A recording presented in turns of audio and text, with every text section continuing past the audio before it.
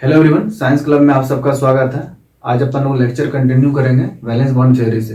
Last lecture में हमने क्या क्या देखा, वहाँ पे हमने क्या देखा, ओरिएंटेशन देखा, शेप ऑफ ऑर्बिटल देखे, फेज रिप्रेजेंटेशन देखा हमने, राइट।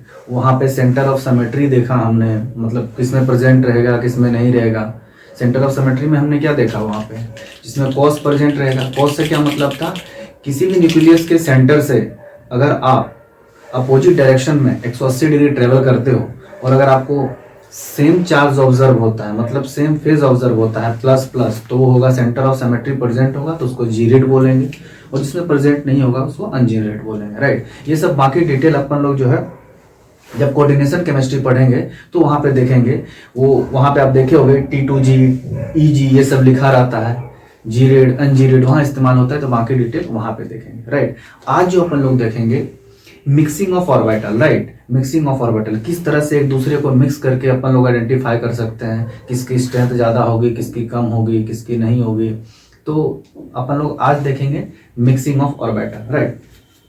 तो मिक्सिंग ऑफ ऑर्बिटल किस तरह से मिक्स होगा वो आज अपन लोग देखते हैं। ये मेनली जो है आपका दो तरीके से डिसाइड होता है। सबसे पहले अपन लोग ये देखते हैं कि किस किस कंडीशन में मिक्स होगा, क्योंकि वैलेंस बॉन्ड थ्योरी यहाँ पे क्या बोला है आपको, वैलेंस बॉन्ड थ्योरी कभी नहीं बोला यहाँ पे कि इलेक्ट्रॉन जो है ये आपका मतलब न्यूक्लियस के चारों साइड चक्कर लगाता है। ये बोला है आपको क्या, इलेक्ट्रॉन क्या है, एक वेव है, एक वेव पार्टिकल है, राइट। वो ट्रेवल करता है किसमें, ये देखिए आप वेव है, और वेव फंक्शन को किस तरह से आप लोग डिनोट करते हैं, वेव को ये इस तरह से, राइट, इस तरह से डिनोट करते हैं। इसकी ओरिजिन कहाँ है, यहाँ पे, मतलब एबव द एक्सिस है, मतलब क्या है, ये प्लस फेज है, ये क्या है प्लस फेज है, नीचे क्या है माइनस है, ये क्या है माइनस है। अगर मान लीजिए इसकी ओरिजिन जो है बिलो द एक्सिस होती है, बिलो द एक्सिस होती है, तो यहाँ पे क्या है, ये निगेटिव फेज है, प्लस ये निगेटिव फेज है। इसको अपन लोग, ये क्या है आपका प्लस फेज है, तो अपन लोग इसको क्या कर सकते हैं, डिनोट कर सकते हैं प्लस साई से। ये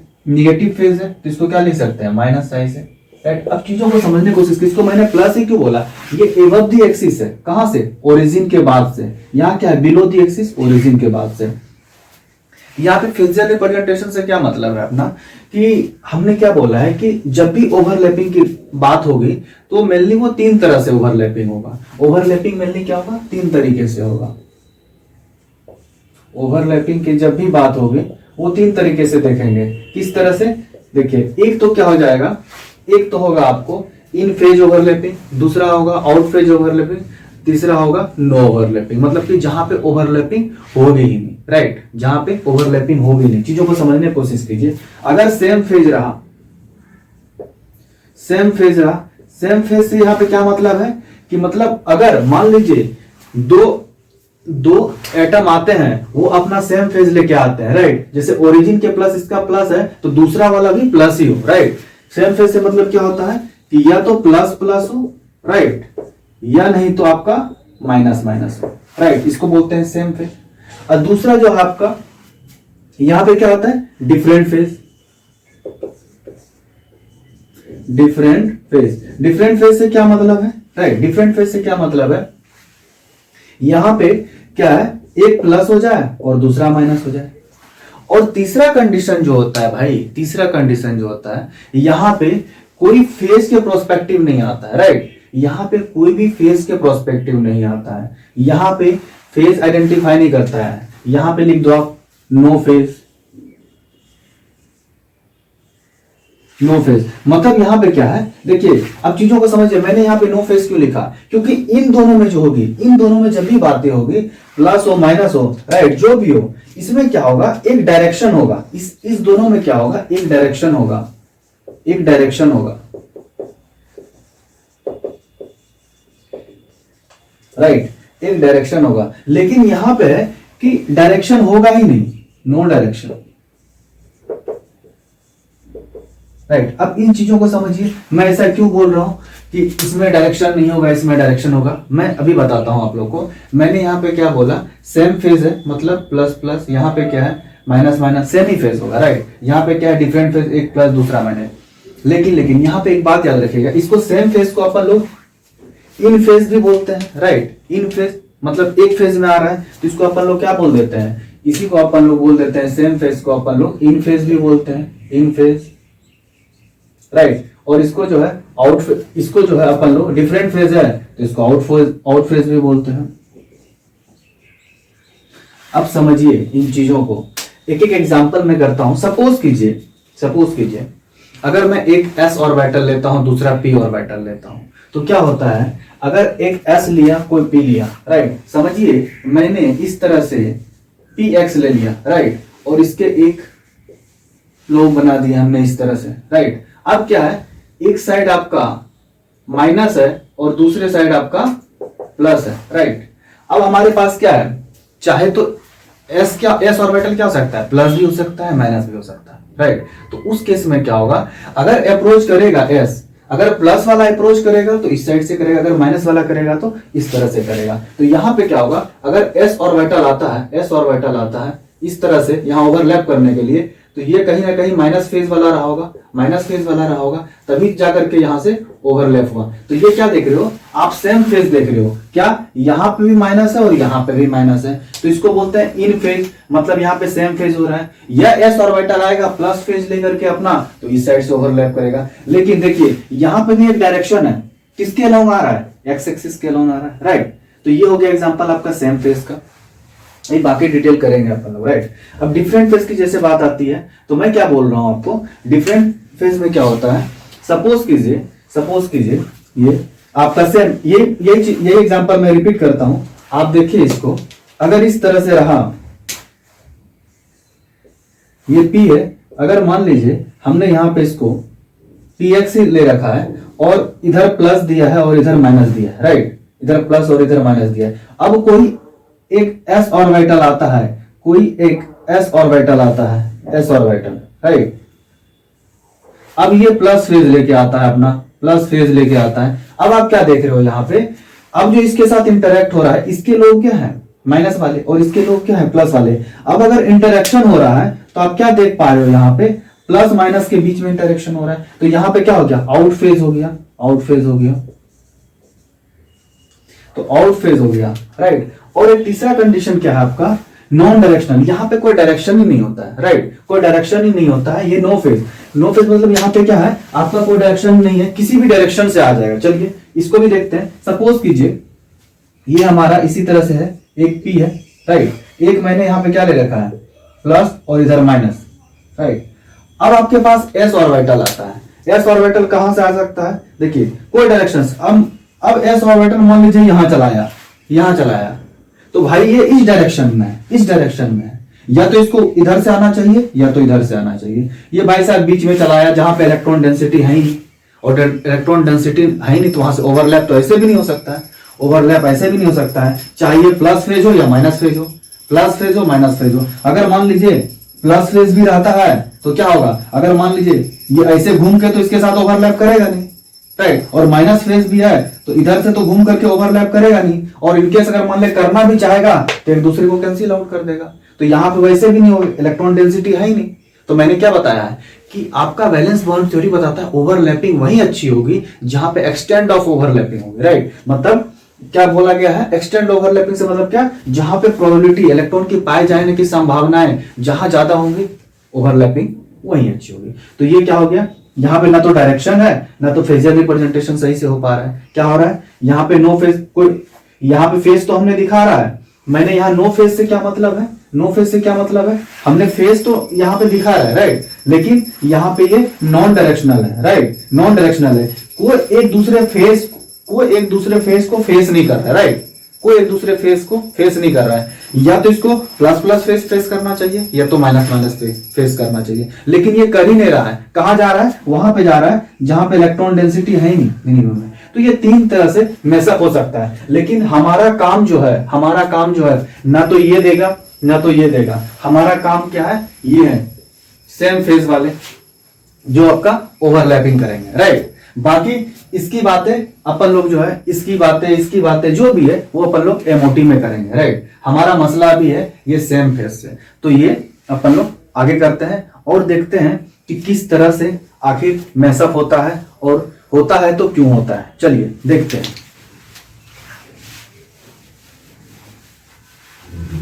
मैंने इसलिए आपको लास्ट लेक्चर में जीरेड अनजीरेड के बारे में बताया था, फेज के बारे में बताया था, ताकि आपको ये अच्छे से पता होना चाहिए कि मतलब ओवरलैपिंग होगी तो किस तरह से होगी, राइट। क्योंकि आपको भी है पता है सेम फेज मिलेगा तो उसका लोब क्या होगा, इंक्रीज हो जाएगा, इलेक्ट्रॉन डेंसिटी बढ़ जाते हैं। मेरा कहने का मतलब क्या है, अगर मान लीजिए इस तरह से है, इस तरह से है, इस तरह से है, राइट, ये प्लस है, और अगर दूसरा वाला भी क्या होता है आपका इस तरह से आके ऐसे ऐसे करके प्लस है, ये भी प्लस है, तो ये ओवरऑल जो सम निकलेगा ये प्लस फेज और ये प्लस फेज, ये क्या होगा, इसका लोब बढ़ जाएगा इस तरह से, ये बहुत ही ज्यादा इंक्रीज हो जाएगा, इंक्रीज हो जाएगा। क्यों? क्योंकि दोनों मर्ज हो जाते हैं सेम फेज वाले। इसी तरह दो माइनस वाला आएगा तो नीचे वाला लोब फूल जाएगा, राइट। लेकिन डिफरेंट फेज आता है, अगर मान लीजिए ये प्लस हो या माइनस हो, ठीक है, सेम फेज रहना चाहिए। अगर माइनस माइनस में रहेगा तो क्या होगा, ओरिजिन के नीचे से है, मान लीजिए ओरिजिन के माइनस है और दूसरा भी क्या है आपका इस तरह से माइनस है, तो ये ओवरऑल क्या बनाएगा आपका, माइनस में ही क्या होगा, ये लोग क्या होंगे, बढ़ जाएंगे। देखिए पूरा फूल जा रहा है ये लोग, क्यों? क्योंकि दोनों मर्ज होकर के क्या हो रहा है, इलेक्ट्रॉन डेंसिटी को क्या कर रहा है, बढ़ा दे रहा है वहां पे, राइट। अगर मान लीजिए आपका एक क्या है, आपका इस तरह से देखिए एक प्लस है और दूसरा भाई साहब क्या है आपका एक माइनस लोब है, राइट। अगर इसका रिजल्टेंट आप देखोगे डिफरेंट फेज वाले का तो आपको क्या नजर आएगा, ये एक दूसरे को कैंसिल आउट कर देगा और आपको इस तरह से कुछ दिखेगा। तो यहाँ पे इलेक्ट्रॉन डेंसिटी मिनिमम हो जाती है, राइट। यहाँ पे लोब क्या होते हैं, कॉन्ट्रैक्ट हो जाते हैं, एक दूसरे को कैंसिल आउट करते हैं यहाँ पे। तो इससे हमारा कोई मतलब ही नहीं है, मतलब हमारा इससे है सेम फेज वाले से, राइट। बाकी डिटेल अपन लोग एमओटी में देखेंगे, जरूरत होगा जिस तरह से उस तरह से। चलिए अब अपन लोग सिलेक्शन कैसे करेंगे, राइट। सिलेक्शन कैसे करेंगे ओवरलैपिंग का, आखिर सिग्मा बॉन्ड बनाएंगे तो किसके साथ सिग्मा बॉन्ड बनेगा, किस सिचुएशन में।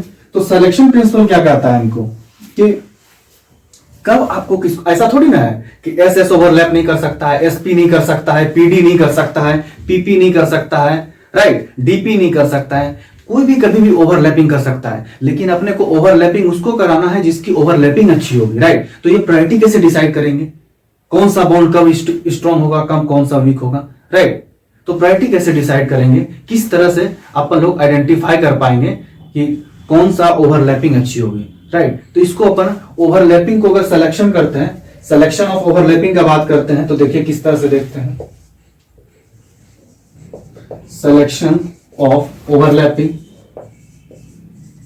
सिलेक्शन ऑफ ओवरलैपिंग, इसको बिल्कुल ध्यान से देखिएगा। सिलेक्शन ऑफ ओवरलैपिंग का जो बात है मेनली अपन लोग क्या करते हैं, इसको दो तरीके से देखते हैं, दो तरीके से, राइट। या तो मैं बात करूं आपका क्या साइज का, राइट। या तो इसी को आप एनर्जी गैप के प्रोस्पेक्टिव भी सोच सकते हो, एनर्जी गैप के प्रोस्पेक्टिव भी सोच सकते हो, राइट। या नहीं तो अपन लोग क्या करें, डायरेक्शन के प्रोस्पेक्टिव सोच सकते हैं, किसके, डायरेक्शन के, डायरेक्शन। और दूसरा क्या है, अगर डायरेक्शन की बात आती है तो यहां पे क्या होगा, शेप भी आएगा, कहीं ना कहीं शेप आएगा। तो देखिए यहां पे मैंने डायरेक्शन शेप लिखा है और यहां पे हमने साइज और एनर्जी लिखा है, चीजों को समझिए, क्योंकि आपको ही पता है कि सब क्या है, डायरेक्शन हमेशा ओवरलैपिंग क्या होनी चाहिए, सेम डायरेक्शन में। इसलिए मैंने डायरेक्शन का भी बात किया, ओवरलैपिंग क्या होनी चाहिए हमेशा सेम डायरेक्शन में, क्योंकि मैंने लास्ट लेक्चर में आप लोग को बता रखा है क्या, सेम डायरेक्शन में ओवरलैपिंग क्यों होनी है, क्योंकि मैंने आपको बता रखा है कि इसकी ओरिएंटेशन रिटेन रहेगी before mixing after mixing, right. ये चीज नहीं भूलना है आपको। तो अब यहां पे साइज की बात आती है, तो यहां पे जब भी साइज की बात आएगी तो यहां पे देखिए साइज के साथ मैंने क्या लिखा है, एनर्जी मतलब यहां पे क्या है, डिफरेंट सेल होगी, यहां पे क्या होगी, डिफरेंट सेल। यहां पे हमेशा क्या होगा, डिफरेंट सेल होगा, याद रखिएगा, राइट। एग्जांपल से चीजें क्लियर होगी। और यहां पे क्या होगा, विद इन दी सेल। इसका क्या मतलब है, इस चीज को देखते हैं, इन दोनों से अपना क्या मतलब है। अगर मान लीजिए आपसे पूछा जाता है किसकी ओवरलैपिंग अच्छी होगी, मैं एग्जांपल देता हूं, ऐसे चीजें क्लियर नहीं होगी, मैं एग्जांपल देता हूं। यहां पे मैंने लिखा है विद इन द सेल, अगर आपके पास दिया हुआ है क्या 1s, राइट। दूसरा सपोज कीजिए एग्जांपल ए है, ये बी है आपका 1s 2s, राइट। दूसरा एग्जांपल है आपके पास सी है और आपसे पूछा जाता है 2s, राइट।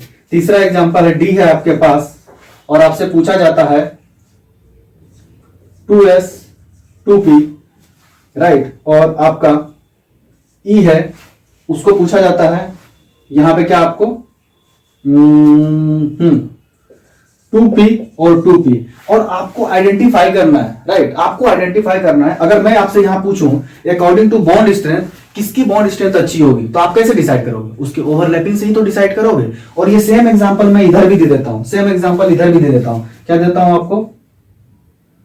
1s, चलिए ए लिखा मैंने 1s, बी लिखा हमने 1s 2s, फिर हमने c लिखा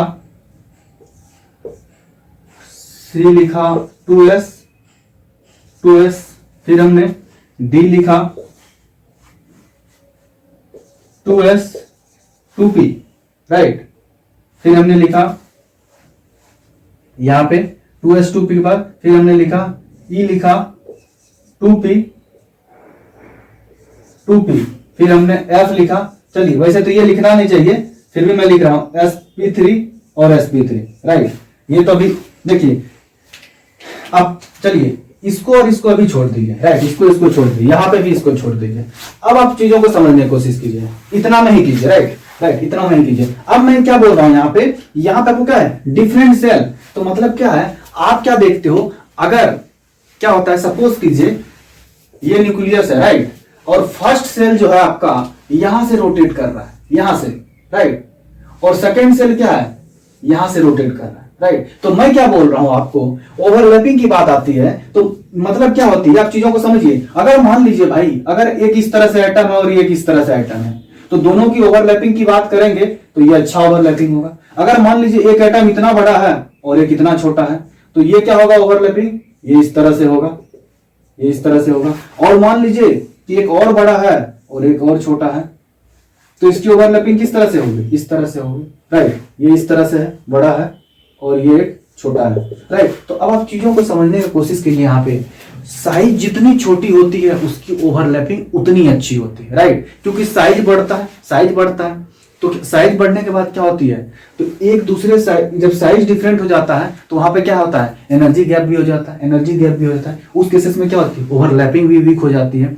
तो साइज जितनी छोटी रहेगी ओवरलैपिंग उतनी अच्छी होगी। जैसे कि अभी यहां पे मैं बात करूं आपको 1s, फिर क्या मैंने लिखा है 2s, और यहाँ पे 2p, 2s 2p, और यहाँ पे लिखा है हमने 2p, राइट। अभी 1s 2s को अपन एलिमिनेट कर दिए यहाँ पे, राइट, अभी 1s को 2s को एलिमिनेट कर दिए यहाँ पे। अब देखिए यहाँ पे सबसे साइज छोटी है, इसकी सेल देखिए, एन वैल्यू देखिए, एन वैल्यू सबसे कम है। तो अगर मैं ऑर्डर पे लगाना चाहूं इसका, तो सबसे पहला क्या होगा आपका ए, राइट। सबसे अच्छी ओवरलैपिंग किसकी होगी, ए की।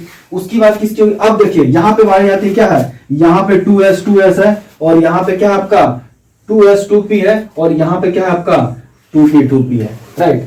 अब बारी आती है, सब बनाएंगे भाई सिग्मा बॉन्ड ही बनाएंगे सारे, ये भी सारे सिग्मा बॉन्ड ही बनाएंगे, राइट। लेकिन ओवरलैपिंग किसकी अच्छी होगी, कौन स्ट्रॉन्ग सिग्मा बॉन्ड बनाएगा, अपने को यहीं से पता चलेगा, राइट। अभी देखिए मैंने इसलिए आपको लास्ट लेक्चर में बताया था क्या, कि आपको ओरिएंटेशन पता होना चाहिए, राइट, शेप पता होना चाहिए। अब देखिए क्या होता है, एस जो है आपका स्फेरिकल शेप का होता है, नॉन डायरेक्शनल होता है, राइट। अब पी क्या होता है आपका, डंबल शेप का होता है और डायरेक्शनल होता है। अब चीजों को समझिए, अगर मान लीजिए इसमें भी 100% है और इसमें भी 100% है इलेक्ट्रॉन डेंसिटी, अगर मैं इसे इस तरह से कट कर दूं, राइट, तो आप क्या देख रहे हो, 25% यहां, 25% यहां, 25% यहां, 25% यहां, राइट। चीजों को समझिए। अब यहाँ पे क्या है, इसको भी ऐसे करके मैं कट कर दूं यहां पर से, तो आपको क्या नजर आ रहा है, यहां पे इलेक्ट्रॉन डेंसिटी नहीं है, यहां पे भी इलेक्ट्रॉन डेंसिटी नहीं है, लेकिन यहां पे क्या है 50% और यहां पे क्या है 50%। चीजों को आप समझने की कोशिश कीजिएगा।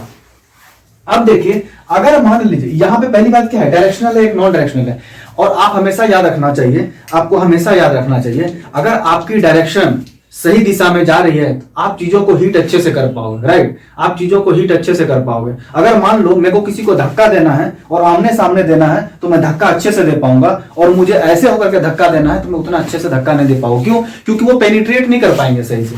मान लो कि आपके हाथ में चाकू है, राइट, चाकू है, वो शार्प एजेस है, आप ऐसे आप मारते हो तो आप निकल लोगे, राइट। लेकिन अगर मान लो अगर उसका एज शार्प ना हो, राइट, चाकू ना हो, ठीक है, ऊपर कोई राउंड शेप का हो, राइट, तो अगर उससे आप मारने की कोशिश करोगे, मान लो आपके हाथ में शॉर्ट फुट है, गोल है बिल्कुल, वो भी लोहे का है, शॉर्ट फुट है, और आपके हाथ में चाकू है, नाइफ है, जिसमें क्या है, शार्प एजेस है। तो अगर मान लो शॉर्ट फुट से आप ऐसे ऐसे करते हो तो आपका क्या होगा, आपको कुछ नहीं होगा। लेकिन अगर मान लो नाइफ है आपके पास और अगर आप ऐसे लगाते हो तो वो पेनिट्रेट कर जाएगा, अंदर चला जाएगा, राइट। तो उस केसेस में क्या होता है, डायरेक्शनल ज्यादा पेनिट्रेट करता है, मतलब अच्छे से एक्सटेंड ओवरलैपिंग कर पाता है। तो यहाँ पी क्या है, डायरेक्शनल है, और ये तो मैंने ऐसे बताया। लेकिन अब देखो प्रैक्टिकली, देखो आप, इसके पास क्या है, 50%, एक लोग में 50%। अगर इसका कोई एक हिस्सा, एक चौथाई हिस्सा पार्टिसिपेट करता है तो उसका पास क्या है, 25%। अगर मान लीजिए कि अब मैं एस एस मिलाता हूं, क्या मिलाता हूं, एस एस, यहां पे देखिए, अगर मैं एस प्लस एस मिलाता हूं, राइट, सिग्मा बॉन्ड बनाने के लिए, सिग्मा बॉन्ड बनाने के लिए, तो क्या होता है, इसका 25% और इसका 25%, ओवरऑल ये बॉन्ड में कितने लगे, 50%, 50% ओवरलैपिंग हो रही है यहाँ पे। लेकिन कितनों के बीच में हो रही है, इन दो के बीच में। तो आप इसको क्या कर दो, 2 से डिवाइड कर दो, तो ओवरऑल कितना हो रहा है, 25% ही ओवरलैप हो रहा है। कितना हो रहा है, 25% ही ओवरलैप हो रहा है। इसका 25%, इसका 25%, राइट, दोनों मिलके हुआ 50%। दो लोग पार्टिसिपेट कर रहे हैं तो उसको 2 से डिवाइड कर दिया, 25%, राइट। अब यहां पे देखिए, यहां पे अगर S और P को मिलाते हैं, S और P को मिलाते हैं, चीजों को समझिए। अगर मान लीजिए यहां पे एक S है और यहां पे एक आपका P है, और मान लीजिए S और P में क्या हो रहा है, आपका बॉन्ड बन रहा है, सिग्मा बॉन्ड। तो इसका 25% और इसका 50%, राइट। तो कितना हो गया आपका 75%। इसको अपन लोग 2 से डिवाइड कर दें तो कितना हो जाएगा, अगर अपन लोग इसको 2 से डिवाइड कर दें तो देखिए 25 और उसमें 12.5 लगा दो, और राइट, 12.5 और लगा दो, तो कितना हो गया आपका 25, मतलब हो जाएगा अप्रोक्स आपका 37.5%, राइट, 37.5%। तो देखिए इसकी ओवरलैपिंग इससे अच्छी हो रही है। अगर मान लो सिर्फ और सिर्फ अपन लोग पी ले लें, P प्लस P ले लें, तो ये भी 50% और ये भी 50%, ओवरऑल कितना हो रहा है आपका 100%। पीपी कितना ओवरलैप कर रहा है, 100%। इसको 2 से डिवाइड करो, ये क्या आ रहा है, 50%। आप लोग देख लो, ये 50% हुआ। तो आपको क्या समझ में आया कि अगर सेम सेल में हो तो क्या होगा, जो डायरेक्शनल होगा, जो अच्छे से पेनिट्रेट कर पाएगा, तो उस केसेस में क्या होगा, उसकी ओवरलैपिंग ज्यादा अच्छा होगा, राइट। अगर मान लो कि मैं 2 से डिवाइड नहीं करता तो यहाँ पे क्या जाता है 100%, यहाँ पे क्या जाता है आपका 75%, और यहाँ पे क्या होता है 50%। तो मैंने क्यों 2 से डिवाइड किया, समझो मैंने आपको क्या पढ़ा रखा है, ओवरलैपिंग कभी भी 50% से ज्यादा नहीं हो सकती, राइट। अगर आप इस तरह से दिखाओगे कि यहाँ पे ओवरलैपिंग 100% हो रही है, यहाँ पे 75%, यहाँ पे 50%, मतलब एक दूसरे को न्यूक्लियस के पास चला गया है, तो वहां पर रिपल्सन क्रिएट हो जाएगा, तो वो गलत हो जाएगा। तो आप यहाँ पे क्या देख रहे हो, पीपी जब हो रही है, पीपी, यहाँ पे मैंने इसको ज्यादा क्यों बोला, क्योंकि यहाँ पे 1 सेल का है, फर्स्ट सेल का है, और यहाँ पे क्या है, सेकेंड सेल में कंपैरिजन हो रही है, सेकेंड सेल में कंपैरिजन हो रही है। सेकेंड सेल में जो कंपैरिजन होगा, जो डायरेक्शनल होगा, उसकी ओवरलैपिंग अच्छी होगी। तो यहाँ पे अगर फिर ओवरलैपिंग का बात करें सेकेंड सेल में, डिफरेंट सेल में तो ये तीनों सेल है,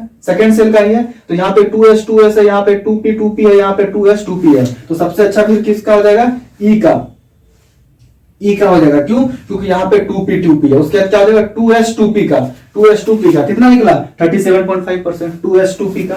तो मतलब क्या हो जाएगा आपका ये D, राइट। और फिर लास्ट किसका हो जाएगा आपका C, कितना है 2s का C। तो ये ऑर्डर बन जाएगा भाई।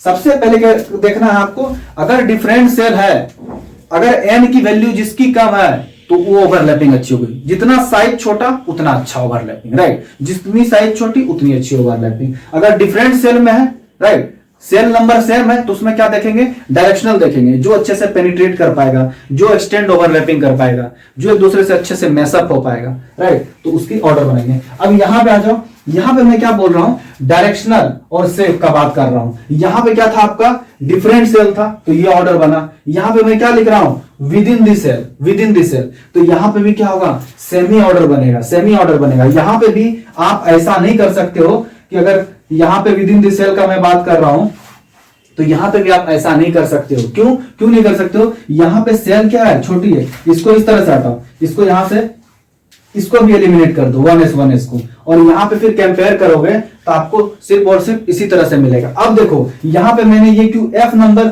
हटा दिया है, वैसे मैं आगे डिस्कस करूंगा, लेकिन F नंबर sp3 सबसे ज्यादा स्ट्रॉन्ग होगा, राइट। ऐसा क्यों होगा, क्योंकि भाई साहब इसके पास क्या है, डायरेक्शन भी है। यहां पे जो मैं बात कर रहा हूं sp3 का, यहां पे भी जो रहा होगा आपका, ये क्या रहा होगा आपका 2s और 2p का ही बात कर रहा हूं यहाँ पे, 2s 2p का ही, ऐसा नहीं कि 3s 3p का बात कर रहा हूं, नहीं, n की वैल्यू सेम रहेगी, राइट। ये विद इन दी सेल की बात हो रही है, विद इन दी सेल की। तो यहाँ पे sp3 का सबसे अच्छा हुआ, क्यों? क्योंकि भाई इसके पास डायरेक्शन भी है, इसके पास डायरेक्शन भी है और एनर्जी भी कम है। s ऑर्बिटल की एनर्जी कम होती है, p की ज्यादा होती है, राइट। तो यहाँ पे एनर्जी भी कम है और डायरेक्शन भी है, राइट। एनर्जी भी कम है और डायरेक्शन भी है, दोनों है। मतलब यहाँ पे क्या है, इसको मतलब एनर्जी कम किस वजह से हो रही है, साइज की वजह से। यहाँ पे क्या हो रही है, डायरेक्शन भी है, शेप भी है। तो यहाँ पे आपका डायरेक्शन एनर्जी दोनों मिनिमाइज हो जाएगा, इसलिए सबसे अच्छा होगा sp3 वैसे मैंने कट कर दिया है, बाकी डिटेल बाद में देखेंगे। तो ये क्या हो जाएगा, f लिख देता हूं मैं। उसके बाद फिर सेम ये ऑर्डर बन जाएगा आपका, फिर क्या हो जाएगा आपका E हो जाएगा, राइट। उसके बाद फिर क्या हो जाएगा आपका D हो जाएगा, D। उसके बाद फिर क्या हो जाएगा आपका C हो जाएगा। तो हमेशा याद रखना है, जब भी direction within this cell में आप क्या करोगे, डायरेक्शन देखोगे, right. Within this cell में आप डायरेक्शन देखोगे, हमेशा याद रखना है। विद इन दिस सेल में आपको डायरेक्शन देखना है। तीन चीज हमेशा नोटिस करना है, जिसके पास डायरेक्शन शेप दोनों हो, राइट। डायरेक्शन और एनर्जी, डायरेक्शन भी अच्छी हो और एनर्जी भी कम हो, तो सबसे डोमिनेंट वो हो जाएगा। जैसे sp3 हो गया, हाइब्रिड ऑर्बिटल हो गया। उसके बाद फिर क्या होगा, जिसकी डायरेक्शन अच्छी होगी फिर वो डोमिनेंट होगा, right, within this cell में। और सबसे लास्ट में क्या आएगा, साइज। लेकिन डिफरेंट सेल में क्या होगा, डिफरेंट सेल में क्या होगा, सबसे ज्यादा डोमिनेंट कौन हो जाएगा, जिसकी साइज छोटी होगी वही डोमिनेंट होगा, राइट। तो ओवरलैपिंग इस तरह से करनी है, बिल्कुल अच्छे तरीके से और अच्छे से समझनी है, राइट। अब चलिए इस तरह से आप लोग ओवरलैपिंग करते रहोगे, आपसे इसी से तरह से पता चलेगा कौन सा सिग्मा बॉन्ड स्ट्रॉन्ग होगा, कौन सा पहले सिग्मा बॉन्ड बनेगा, कौन सा नहीं बनेगा। चलिए ये सब बात अपन लोग बाद में करेंगे। जैसे dd सिग्मा बॉन्ड भी बनता है, तो dd सिग्मा बॉन्ड किस तरह से बनता है ये देख लीजिए। dd सिग्मा बॉन्ड किस तरह से बनता है, dd या pd, ये तो मैंने ओवरलैपिंग बता ही रखी है तो आप लोग कर लोगे। वैसे मैं dd बता देता हूं। अगर मान लीजिए मैं dd सिग्मा का बात करता हूं, इस केस में क्या होगा आपका, ये किस तरह से है, इस तरह से है, और दूसरा लोग क्या है, सर्कुलर डिस्क है, यहाँ पे सर्कुलर डिस्क है इस तरह से। तो यहाँ पे क्या है आपका, ये प्लस है, ये प्लस है, इधर क्या है आपका माइनस है, माइनस है, माइनस है, राइट। अब क्या होता है, चीजों को समझने की कोशिश कीजिए। अगर दूसरा डी लेकर आते हैं, दूसरा डी लेकर के आते हैं, तो यहाँ पे क्या होता है, दूसरा डी का लोब क्या आएगा, ये नीचे से आएगा इस तरह से करके, इस तरह से, इस तरह से। तो ये क्या होगा, इस तरह से ओवरलैपिंग होगी। तो जब भी सिग्मा बॉन्ड की फॉर्मेशन होगी, dd सिग्मा बॉन्ड का बात किया जाएगा, सिग्मा बॉन्ड का, तो वहां पे जो होगा आपका जो ऑर्बिटल मिक्स होगा वो होगा dz², राइट, dz²। मैं क्यों बोल रहा हूं कि आपको ऑर्बिटल का नॉलेज होना चाहिए, क्यों मैं बोल रहा हूं, अब मैं बता रहा हूं आपको। अगर मान लीजिए, अगर सपोज कीजिए हमको pd बनाना है, क्या बनाना है, pd सिग्मा बनाना है, pd सिग्मा। तो अपने को ये पता ही नहीं है कि pd कहां पे मैसअप होगा, pd कहां पे मैसअप होगा। अगर मान लीजिए हम dz², एक हम क्या ले लिए, हमारे पास p कितना है, 3 है, px है, py है और pz है, राइट। और ये सारे के सारे क्या है, एक्सियल है, सारे के सारे एक्सियल है। और यहाँ पे d क्या है आपके, d क्या है आपके, यहाँ पे एक्सियल भी है, नॉन एक्सियल भी है। तो नॉन एक्सियल क्या है आपके, dxy, राइट, dyz, फिर क्या है dzx। ये तीनों क्या है, नॉन एक्सियल है। अब भाई आप एक्सियल नॉन एक्सियल को इंटरेक्ट करवाओगे तो कभी बॉन्ड बनेगा, बनेगा ही नहीं, बनेगा ही नहीं। एक एक्सियल है, दूसरा नॉन एक्सियल, मैंने पहले ही बोला है। ओरिएंटेशन सेम होनी चाहिए, डायरेक्शन सेम होनी चाहिए, orientation must be return before mixing, after mixing. तो ये बनेगा ही नहीं, ये आपका बनेगा ही नहीं। तो कौन कौन बनेगा, आपका एक्सियल वाले ही बनेंगे। एक्सियल कौन है, dx² minus y², right, dx² minus y²। दूसरा जो है आपका क्या है, dz²। अब आप बोलोगे इसमें भी किसको ज्यादा प्रेफरेंस देंगे, तो यहां पे क्या है, इन दोनों में इलेक्ट्रॉन डेंसिटी बटी हुई है, क्यों, क्योंकि यहाँ पे 4 लोब है, राइट, यहाँ पे 4 लोब है और यहाँ पे क्या है, 8 लोब है। अब चीजों को आप समझने की कोशिश कीजिए, 4 लोब है, यहाँ पे 8 लोब है। अभी मान लीजिए हम इस 4 को भी हटा देते हैं, ये सर्कुलर वाले डिस्क की बात नहीं करते हैं, लेकिन यहाँ पे क्या है, इलेक्ट्रॉन डेंसिटी मैक्सिमम है, इसमें मैक्सिमम है। अगर इस दोनों में भी हम अपन लोग प्रेफरेंस करेंगे, पहली बात कि एक्सियल होना चाहिए, क्यों, क्योंकि ये यहाँ पे एक्सियल है, राइट, एक्सियल है। तो मैं क्या बोल रहा हूं, अगर आपका dz पार्टिसिपेट करेगा तो px के साथ pz के साथ सिग्मा बनाएगा, और अगर dx² माइनस y² पार्टिसिपेट करेगा तो px और py पार्टिसिपेट करेगा। तो ये चीज हमेशा माइंड में रखना चाहिए। ये चीज हमेशा माइंड में रखना चाहिए। आपको पता ही नहीं है कि कौन सा मतलब ओरिएंटेशन पार्टिसिपेट कर रहा है। फॉर एग्जाम्पल मैं आपसे पूछता हूं, आपके पास जो है 4 ऑर्बिटल दिए हुए हैं, कितने? नंबर ऑफ ऑर्बिटल 4 है, कितने हैं? 4 है, राइट। और 4 कौन कौन से दिए हुए हैं? चलिए मैं लगाता हूं S, P और D। चलिए ये मैंने 3 ऑर्बिटल दिए हैं। नंबर ऑफ ऑर्बिटल यहाँ पे क्या है आपके पास? 4 है, राइट, 4 है। और यहाँ पे हमने लिखा है ऑर्बिटल का नाम SPD है। अब मेरे को पता ही नहीं है, मैंने तो यहाँ 3 ही सबसे लिख रखे हैं SPD है, लेकिन मैंने ऑर्बिटल कितने रखे हैं? 4। तो इसमें कोई एक तो रिपीट हो रहा होगा, हो सकता है कोई 2 बार रिपीट हो जाए, हो सकता है कोई 3 बार रिपीट हो जाए, कितनी बार भी रिपीट हो सकता है। तो क्या क्या आपका संभावनाएं उत्पन्न हो सकती है? देखिए प्रोबेबिलिटी क्या है आपका, क्या क्या बन सकता है अगर आप बनाने की कोशिश करोगे। तो यहाँ पे जो है आपका, जैसे कि हाइब्रिडेशन के बारे में थोड़ा सा मैं यहाँ चर्चा करता हूं आपसे। यहाँ पे कौन कौन सा हाइब्रिडेशन हो सकता है, कौन कौन सा? जैसे आपको क्या होगा? sp3 हो सकता है, राइट, sd3 हो सकता है, क्या हो सकता है? dsp2 हो सकता है, क्या हो सकता है आपका यहां पे हमने क्या लिखा? dsp2 हो सकता है। आपके पास क्या हो सकता है? sp2d हो सकता है, राइट। आपके पास क्या हो सकता है? p2d2 हो सकता है, etc। तो आप तो भाई हाइब्रिडेशन करोगे जब, आपको पता ही नहीं है कि इसकी ओरिएंटेशन क्या है, कोई स्क्वायर फॉर्म में है, कोई आपका टेट्राहेड्रल ज्योमेट्री है, राइट। अब स्क्वायर प्लेनर है कोई, तो आप वहां पे जाकर के जो है कोई और एक्सियल ज्योमेट्री लगा रहे हो, कहीं कुछ लगा रहे हो, तो किसकी ओवरलैपिंग कहां होगी, नहीं होगी, ये आपको पता होनी चाहिए। देखो अब SP है, इसके डिफरेंट हाइब्रिडेशन बन रहे हैं और आपको पता ही नहीं कि ओवरलैपिंग किसके बीच में बेटर हो रही है। तो हमेशा याद रखना ओवरलैपिंग की नॉलेज अच्छे से होनी चाहिए, तभी आप बता पाओगे इनमें कौन एक्सियल ओवरलैप हो रहा है, इसमें कौन सा एक्सिस इसमें पार्टिसिपेट कर रहा है, किसमें नहीं कर रहा है, राइट। ये सारा ज्ञान आपको होना चाहिए, राइट। चलिए ये सब बातें बाकी बाद में डिटेल करेंगे। अभी हमारा मेन कंसर्न है, अब अपन लोग सिग्मा पाई को देख लेते हैं थोड़ा सा, और उसका डिफरेंशिएशन भी करके देख लेते हैं सिग्मा और पाई में क्या डिफरेंस है, राइट। चलिए देखते हैं सिग्मा और पाई। तो मैंने बता दिया आप सिलेक्शन कैसे करोगे किसी भी ऑर्बिटल का ओवरलैपिंग के लिए। तो पहला तो आपको क्या करना है, साइज एनर्जी के बेस पे देखना है। जिसकी साइज छोटी है आप प्रायोरिटी उसको दोगे सेम सेल में, सॉरी डिफरेंट सेल में। और अगर मान लो सेम सेल है तो वहां पे आप देखोगे जिसकी एनर्जी कम है और डायरेक्शनल है आप उसको प्रेफरेंस दोगे। और अगर मान लो साइज और डायरेक्शन में प्रेफरेंस देना है तो आप डायरेक्शनल वाले को करोगे, राइट। और क्यों करोगे वो मैंने अभी बता दिया, कितना % ओवरलैपिंग होगा, किस तरह से होगा, वो मैंने सारा चीज आपको अभी बता दिया। अब अपन लोग क्या देखते हैं, सिग्मा पाई का डिफरेंस देखते हैं, राइट। एक साइड हमने लिख दिया सिग्मा और दूसरे साइड लिख दिया पाई, राइट।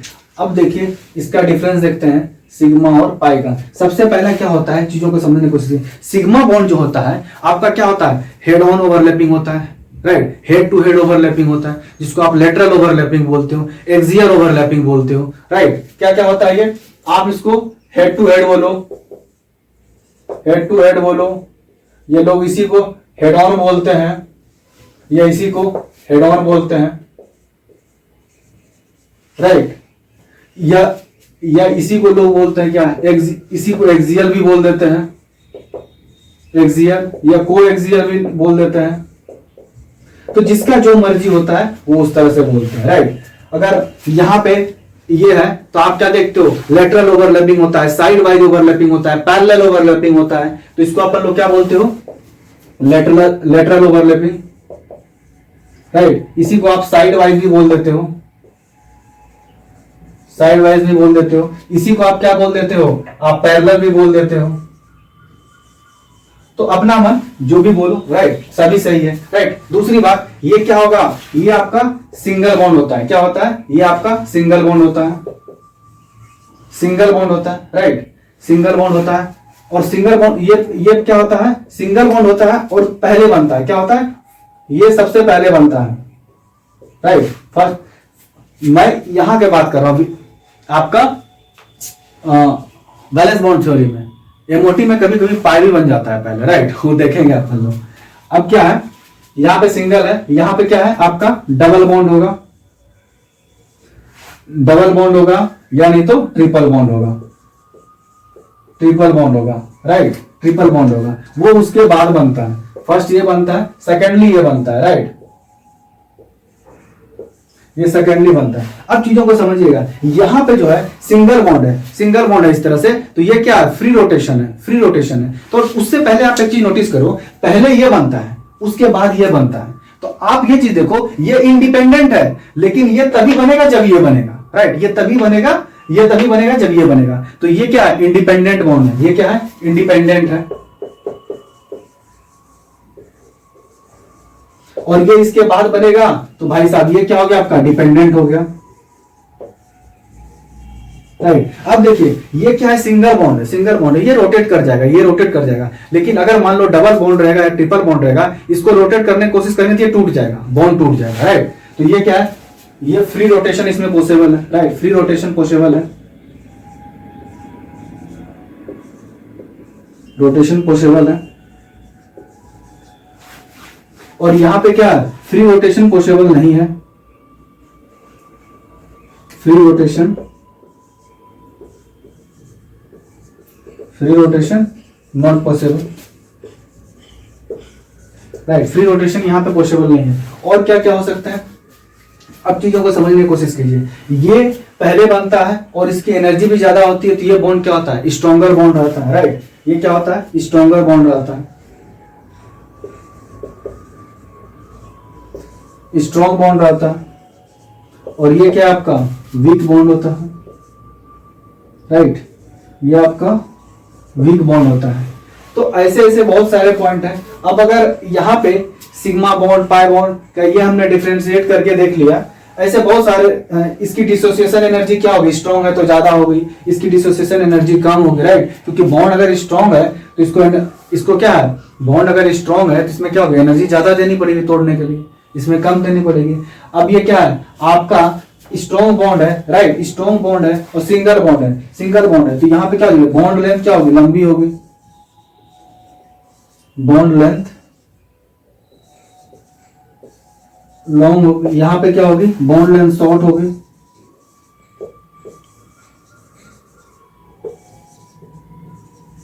बॉन्ड लेंथ शॉर्ट होगी। तो चलिए, वैसे मैंने आपको बता दिया कि अगर अपन लोग देखें एनर्जी के प्रोस्पेक्टिव, अगर यहाँ पे अपन लोग सोचे बॉन्ड किसका स्ट्रॉन्ग होगा, तो पीछे हमने बता दिया है आपको, पीछे हमने क्या बताया, यहाँ पे अगर हमने पीछे आपको क्या बताया कि यहाँ पे पहले किसका होगा, 1s का, राइट, उसके बाद फिर किसका होगा आपका, मैंने बता रखा पीछे आपका फिर क्या हो जाएगा आपका 1s 2s का, फिर आपको मैंने क्या बताया था आपको 2p का, राइट, फिर हमने क्या बताया आपको 2p का, फिर नेक्स्ट हमने क्या बताया आपको 2p का 2s का, लास्टली हमने क्या बताया आपको 2s का, राइट। तो ये प्रायोरिटी ऑर्डर होगी मिक्सिंग की।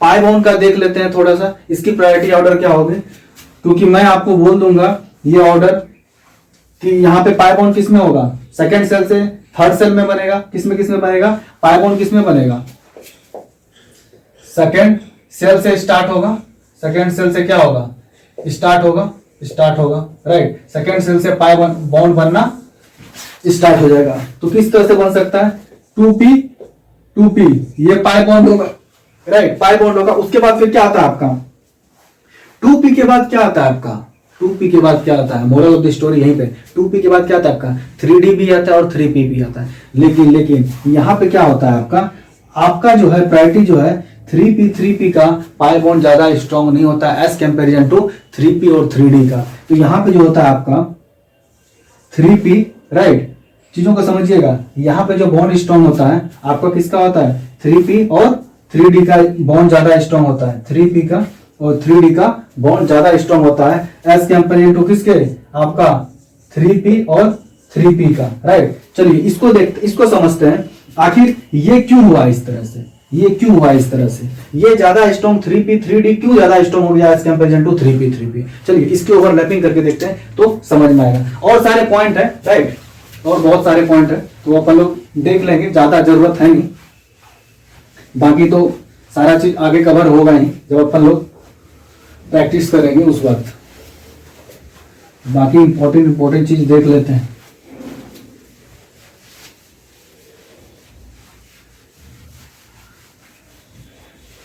चलिए अब पाई बॉन्ड के बारे में समझते हैं थोड़ा सा। सिग्मा बॉन्ड का तो ओवरलैपिंग देख लिया, पाई बॉन्ड का देखते हैं। पाई बॉन्ड क्या होगा? Side wise overlapping. मतलब क्या है, अगर मान लीजिए एक पी है इस तरह से, राइट, और दूसरा भी पी आया इस तरह से, राइट, दूसरा भी पी आया, तो मैंने सबसे पहले क्या बोला है? सेम फेज होना चाहिए। ये प्लस है, ये प्लस है, राइट, ये आपका क्या है, सॉरी, ये प्लस है, ये माइनस है, ये माइनस है, ये प्लस है, राइट। अब आप क्या देख रहे हो? इंटरन्यूक्लियस एक्सिस क्या है? इंटरन्यूक्लियस एक्सिस यहाँ से बीच से पास किया। अब आप क्या देख रहे हो? यहाँ पे ये भी प्लस प्लस, ये भी प्लस प्लस, ये भी माइनस माइनस। तो आपको क्या नजर आ रहा होगा? ये कुछ इस तरह से बनेगा।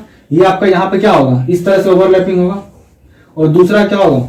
इस तरह से, राइट। इसकी ओवरलैपिंग उतनी अच्छी नहीं होती है as comparison to sigma, right. Sigma की ओवरलैपिंग अच्छी होती है, इसकी ओवरलैपिंग अच्छी नहीं होती है, राइट। तो आपको ये इस तरह से ओवरलैपिंग देखने के लिए मिला। लेकिन क्या है? सेम पेज हुआ तभी तो ओवरलैप हुआ, सेम पेज था तभी ओवरलैप हुआ, सेम पेज था तभी ओवरलैप हुआ। ये आमने सामने वाला लोग माइनस माइनस, आमने सामने वाला लोग प्लस प्लस, तो ये हुआ। तो आपको इस तरह से भी बुक में मिलेगा पाई बॉन्ड, नहीं तो बहुत जगह आपको इस तरह से भी बुक में मिलेगा, राइट। और बहुत तरह से आपको इस तरह से भी बुक में मिलेगा, इस तरह से आपको इस तरह से भी मिलेगा। देखिए इस शेप को ऑब्जर्व करने की कोशिश कीजिए। ये कैसा है? इस तरह से, यहां से ऐसे करके ऐसा है। तो आपको बुक में बहुत जगह जो है आपको इस तरह से भी मिलेगा देखने के लिए, राइट। इस तरह से भी मिलेगा आपको देखने के लिए, राइट। ये सारे पाई बॉन्ड को ही डिनोट करते हैं, राइट। तो मेरा मसला ये नहीं है, ये तो हमने देख ही लिया कि pi bond side wise overlapping हो गए इस तरह से। अभी अपने को कंपेयर करना है किसमें? पी में और डी में, किसकी ओवरलैपिंग अच्छी होगी। फिर यही यहां पे भी वही कहानी आती है। किसमें मैंने बात किया?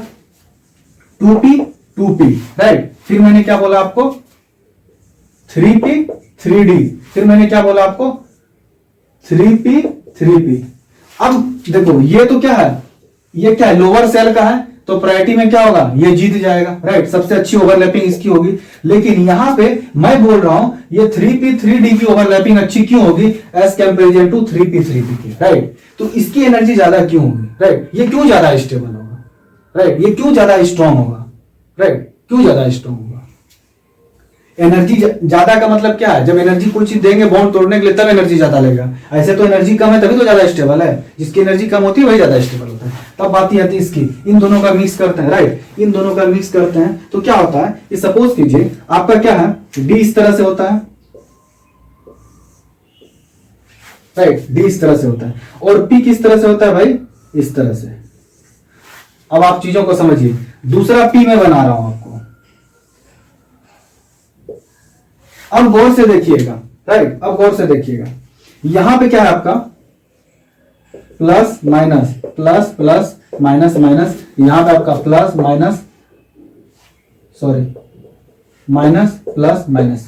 अब चीजों को आप समझने की कोशिश कीजिएगा। यहां पे जो ओवरलैपिंग हो रही है, आप क्या देख रहे हो?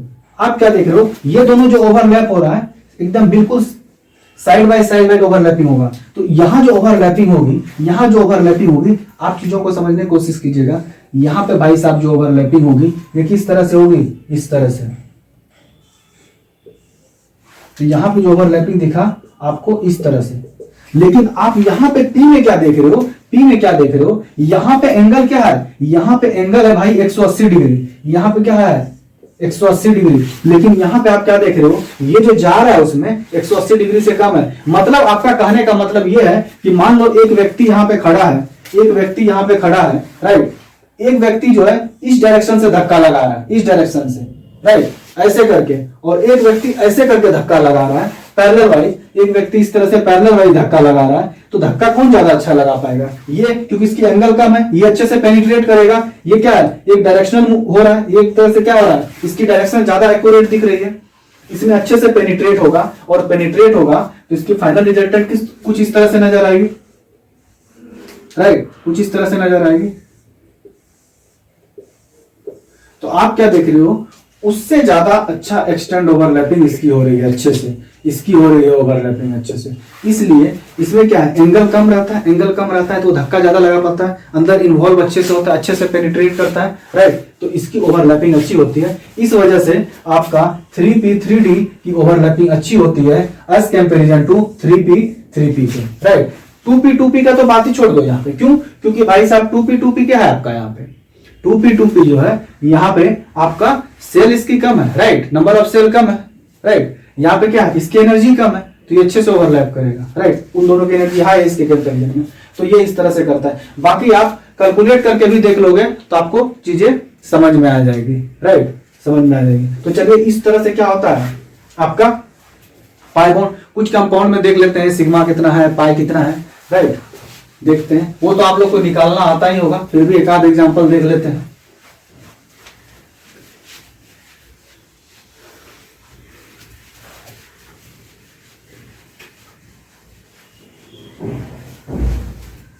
अगर मान लीजिए कोई एटम ए है, राइट, अगर इसके बीच में सिंगल बॉन्ड है तो ये क्या होगा, और अगर मान लीजिए ए है इसके बीच में डबल बॉन्ड है तो क्या होगा, और अगर मान लीजिए ए है एटम और इसके बीच में जो है ट्रिपल बॉन्ड होगा तो क्या होगा, एक एटम ए है इसके बीच में 4 बॉन्ड है तो क्या होगा। कोई भी एक्स वाई जेड कंपाउंड किसी तरह का भी आप पकड़ लेना, चाहे ए बी हो, बी सी हो, डी हो, ई हो, एफ हो, कुछ भी हो, डजंट मैटर, राइट। आपका इस तरह से भी हो सकता है, ए है, यहाँ बी है, यहाँ पे डबल बॉन्ड सी है, यहाँ पे ट्रिपल बॉन्ड डी है, कुछ भी हो, राइट। ये यहाँ पे डबल बॉन्ड लगाया, एक बॉन्ड इधर लगा दो, ई है, कुछ भी हो सकता है, नो मैटर। अब आपको क्या देखना है, यहाँ पे सिंगल बॉन्ड, पहला बॉन्ड सिग्मा, यहाँ पे पहला सिग्मा फिर पाई, राइट। यहाँ पे क्या है सिग्मा पाई पाई, यहाँ पे क्या है सिग्मा पाई पाई, फिर क्या होगा डेल्टा बॉन्ड, राइट। यहाँ पे क्या है sigma sigma pi sigma pi sigma. तो पहला बॉन्ड हमेशा सिग्मा बनेगा, पहला बॉन्ड हमेशा सिग्मा बनेगा। जैसे SO4-2 का बात करें, SO4-2,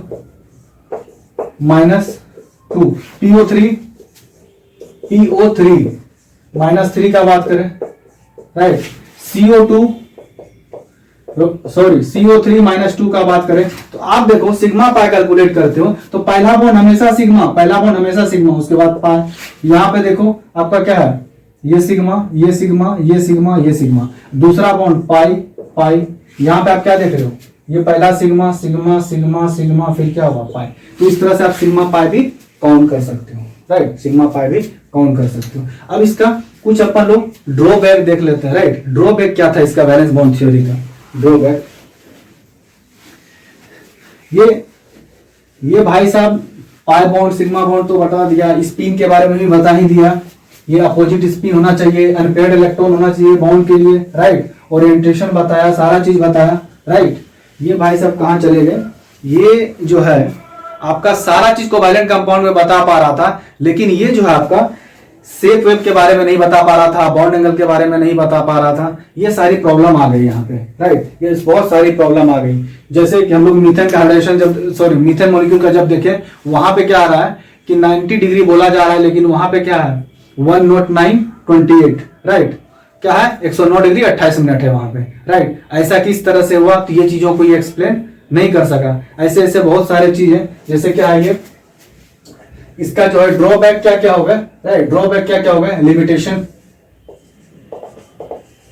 लिमिटेशन का अगर अपन लोग बात करें तो ये क्या है आपका बॉन्ड एंगल के बारे में नहीं बता पा रहा था, मतलब बॉन्ड एंगल क्या, ये शेप भी नहीं बता पा रहा था, राइट।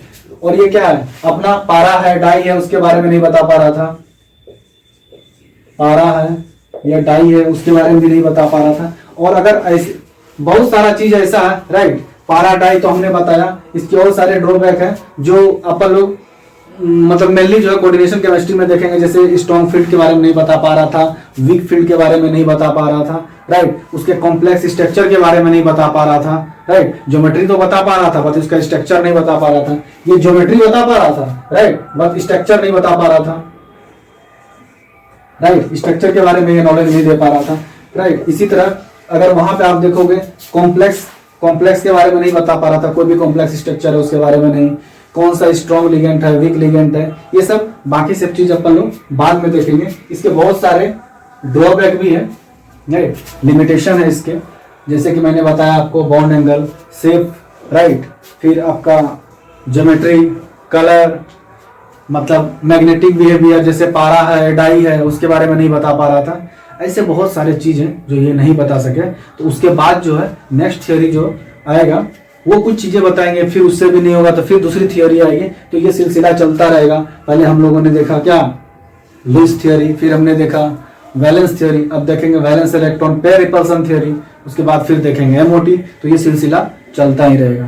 तो आज के लिए इतना ही, फिर मिलते हैं नेक्स्ट लेक्चर में। Bye bye, have a nice day.